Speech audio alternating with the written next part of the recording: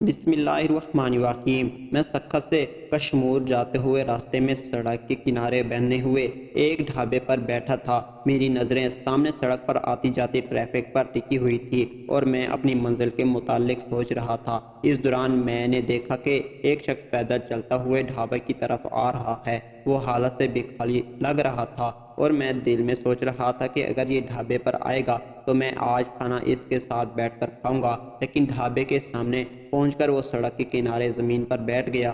میرے علاوہ کوئی بھی شخص اس کی طرف متوجہ نہیں تھا، جس سے یہ بات بظاہر ہو رہی تھی کہ وہ شخص معمول کے مطابق یہاں آتا ہے اور آ کر یہیں بیٹھ جاتا ہے۔ شاید وہ اس کا اڈا تھا اور وہ یہیں بیٹھ کر بھیک مانگتا رہتا تھا۔ لیکن میں نے چائے والے کو 2 چائے کا آرڈر دیا اور اس نے پوچھا، صاحب دوسری کس کے لیے؟ تو میں نے بتایا کہ سامنے بیٹھے شخص کے لیے۔ اس نے میری طرف حیرت سے دیکھا اور مسکرایا۔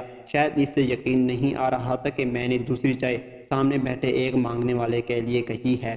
وہ کوئی سوال کرنا چاہتا تھا لیکن اس کے لب واہ ہوئے ہی تھے کہ پیچھے سے اسے بلاوا آ گیا اور پھر وہ کام میں متوجہ ہو گیا۔ میں ابھی چائے آنے کا انتظار کر ہی رہا تھا کہ اس دوران میں نے دیکھا ایک بہت بڑی لینڈ کراؤزر آ کر اس بزرگ کے پاس رکی۔ اس میں سے ایک انتہائی رعبدار شخصیت کی مالک پختہ عمر کی خاتون نیچے اتری۔ اس نے اتر کر بھکاری کے ہاتھ میں ہزار ہزار روپے والے چند نوٹ تھمائے اور پھر واپس مڑ کر گاڑی میں بیٹھ گئی۔ شاید اس نے بھکاری کی دعا کا بھی انتظار نہیں کیا تھا اور اس کی گاڑی سڑک پر بھی شراٹیں بھرنے لگی تھی جب وہ گاڑی والی خاتون اتر کر اس بھکاری کو بھیک دے رہی تھی۔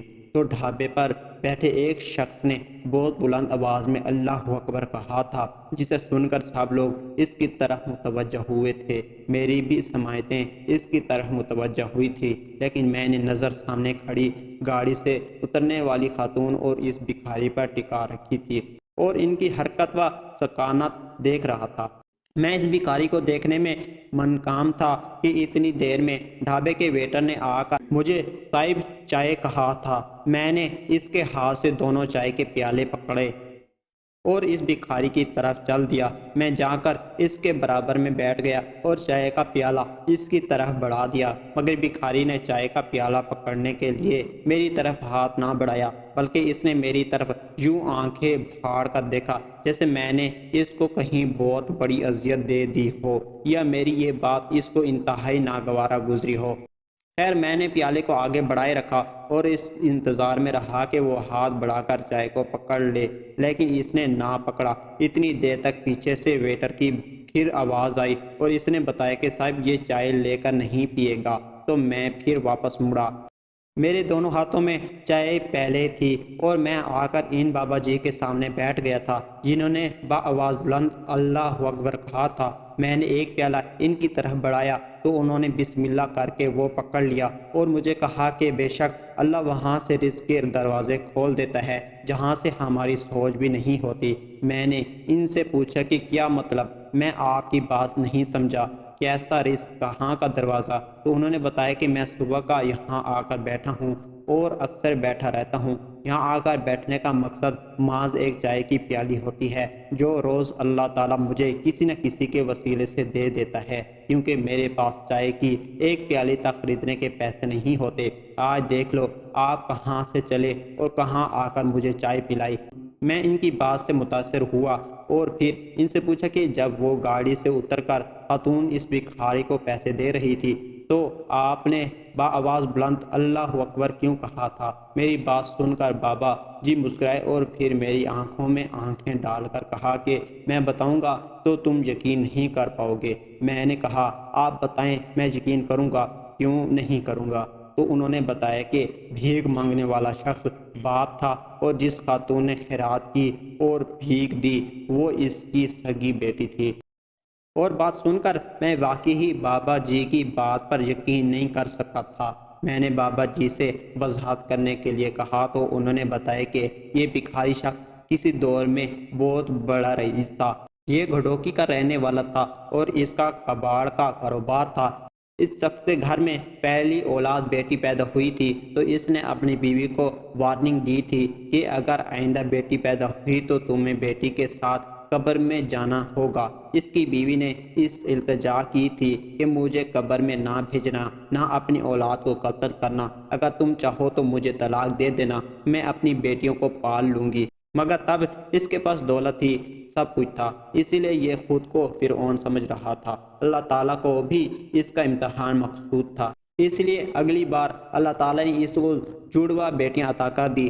بیٹیوں کی پیدائش کے ٹھیک ایک ہفتے بعد اس نے اپنی بیوی اور تینوں بیٹیوں کو زہر دے دیا۔ اس بھکاری نے رات کو 12 بجے کے بعد اپنی بیوی اور بچیوں کو زہر دیا اور ٹھیک 1:15 بجے اس کی بیوی کے میکے والے اس کے دروازے پر پہنچ گئے تھے، کیونکہ اس کی بیوی کی چھوٹی بہن گھر والوں سے ضد کر رہی تھی کہ ہماری بہن کو زہر دے کر مار دیا گیا ہے، اور وہ کہتی تھی کہ مجھے یہ بات میرے مرشد بتا کر گئے تھے۔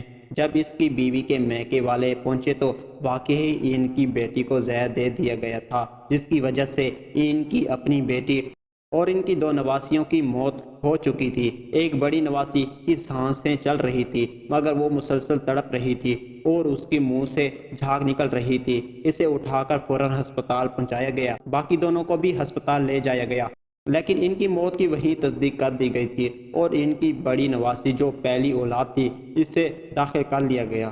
اس کی بیوی کے میکے والوں نے قانونی کارروائی کرنا چاہی مگر یہ شخص پیسے والا تھا۔ اس نے پولیس اور عدالتوں کے ساتھ میل ملاپ کر کے یہ ثابت کر دیا کہ دودھ کے اندر زہر نہیں ملایا گیا تھا، بلکہ دودھ کے اندر کوئی زہریلا کیڑا گر گیا تھا جو بچوں نے اور اس کی بیوی نے پی لیا، جس کی وجہ سے ان کی موت واقع ہو گئی۔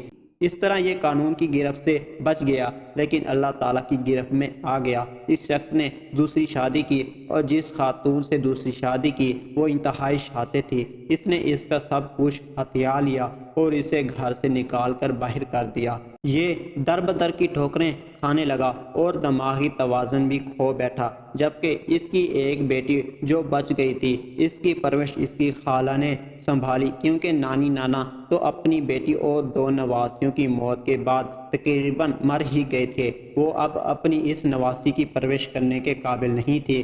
خالہ نے اپنی بھانجی کی پرورش کے لیے بہت ساری قربانیاں دی، یہاں تک کہ وہ شادی بھی نہ کر سکی۔ کوئی بھی شخص اس کو ایک چند سالہ بچی اور 2 بوڑھے والدین کی ذمہ داری کے ساتھ قبول کرنے کے لیے تیار نہیں تھا، اور وہ ان رشتوں کو چھوڑنے کے لیے تیار نہیں تھی۔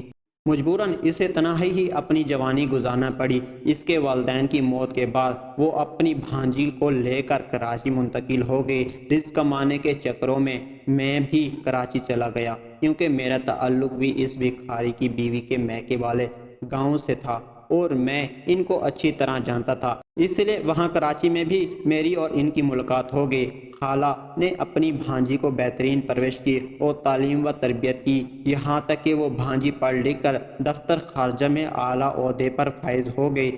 اس کی شادی بھی ایک بڑے بیوروکریٹ سے ہوئی اور وہ بھانجی کوئی اور نہیں بلکہ یہ خاتون تھی جو اس شخص کے سگی اولاد ہے، مگر نہ تو یہ بات اس خاتون کو پتہ ہے اور نہ ہی اس بھکاری شخص کو۔ میں نے بابا جی سے پوچھا کہ آپ کیوں نہیں بتا دیتے اس خاتون کو کہ یہ اس شخص کی بیٹی ہے، تو بابا جی میری بات سن کر مسکرائے اور کہا کہ میں نے اس لڑکی کو 11 سال بعد دیکھا ہے اور شاید اب حشر میں دیکھوں گا۔ میں بتا بھی دوں تو فرق نہیں پڑے گا، کیونکہ بھکاری بیٹی کو زحمت سمجھتا ہے، اس کے لیے پھر وہ رحمت کیسے بن سکتی ہے۔ بابا جی کا جواب سن کر میں خاموش ہو گیا اور اپنے راستے پر چل دیا۔